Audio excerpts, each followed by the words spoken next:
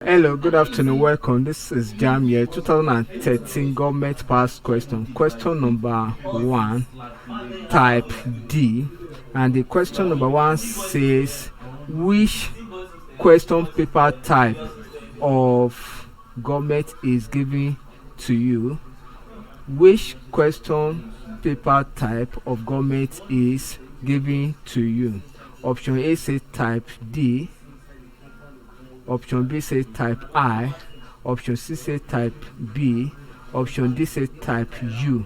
As it is indicated on the question paper, type D, then it means that option A is correct. Thank you and God bless you. Kindly subscribe for more of our videos.